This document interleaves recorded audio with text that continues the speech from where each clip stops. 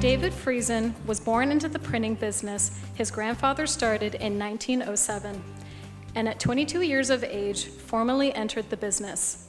He held many different positions, and in 1986 was named president and CEO until his retirement in 2007. He stayed on as chairman until earlier this year. During his tenure, Friesens grew from a local printing company to Canada's largest printer of hardcover books and one of the largest in North America. Today, the Altona, Manitoba company has a workforce of 600 employees and is completely employee-owned.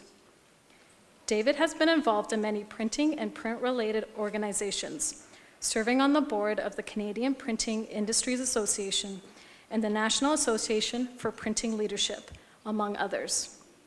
He also served as chairman of the Canadian Book Manufacturers Association. Throughout his career, David has been widely recognized for his achievements through numerous accolades. In 2006, David was named to the Manitoba Manufacturers Hall of Fame.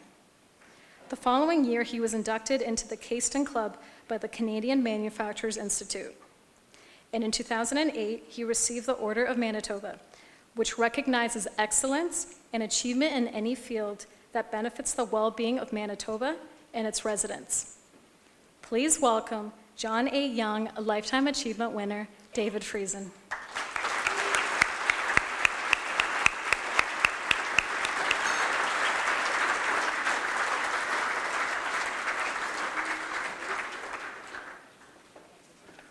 Well, ladies and gentlemen, Lissa, thank you so much. That's a wonderful introduction. I appreciate it, but more than anything, I appreciate that you spelled Friesen correctly on the board tonight, because that doesn't always happen. What a great honor it is to achieve and receive this John A. Young Award. I'd also like to add my congratulations to Jay and all the other winners tonight, and in addition to those that nominated me for this award. And of course, to all my colleagues at Friesens who supported me throughout my career. I'm here tonight because of the customers that worked with Friesens and supported us over the years. Unfortunately, there are likely none in the house tonight. However, there's another group of people that supported us, and they are the suppliers that we have, and there are many of you in the house tonight. And I want to know that you are instrumental in our success. We thank you for helping us to be where we are. As I look at the list of previous award winners, I know that I'm in the company of printers of whom I admire greatly. Many of them have been role models for me as I worked in our business and our community. I'm especially excited and delighted this award came from my peers in the printing industry. I've always been an advocate for the printing industry, a trait that I came from by my father, who was also involved in our industry. He only had a grade 10 education, but drilled into my mind every day that we could become a success by hard work, determination, courage, and honesty. And his advice was good 60 years ago, and it's good today. I want to speak for a moment to those of you that are starting out in the industry and want to grow your business. Larger companies seem to have momentum, but those that are starting out find that it's really difficult to get going, and you're constantly pushing the envelope. Friesens is an example of what I'm talking about. When my grandfather started out, the town of Altona was only 300 people, but that didn't stop him and his sons from dreaming big and thinking about what they could do for themselves and their families. They started selling school supplies to local one-room schools. Then they went into the printing business and had a weekly newspaper. Being rural printers, they saw opportunity, not so much locally because there weren't a lot of customers, but in the cities. My father used to travel to Winnipeg to try and sell printing, and they said, no, we got lots of printers here, we don't need you. My experience in Calgary was a little more sinister.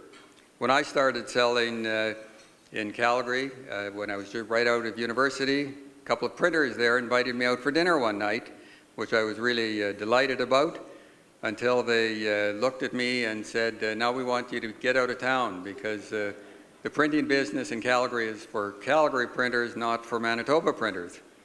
But we persevered and we continued to go wherever people wanted to use our services. No, we were a little green behind the ears. My uncle arrived in Toronto not to sell printing, but to buy supplies in the 1940s at Union Station.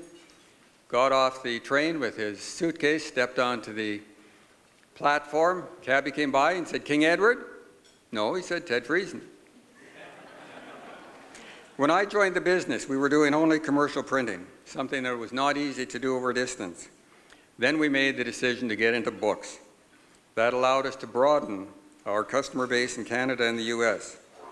Because we didn't know any better, we did it backwards. We went to the West Coast first before coming to Toronto. We went to North Dakota and Minnesota before going to the coast of the US, where the big population centers were. Today we have sales offices throughout Canada and the US, but I'm happy to report that all the manufacturing is still done in the same place Friesens was founded. And today, a promotion at Friesens still means moving from Toronto to Altona. Along the way, we've had our successes. We started out with school yearbooks. Then we got into art books. And today, the AGO, the Smithsonian, the Getty, Chicago Art Museum are all big customers.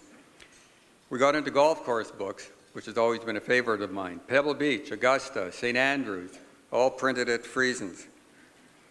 Millions of Harry Potter books, and over 25 million of Love You Forever, the great children's book that was published here in Toronto.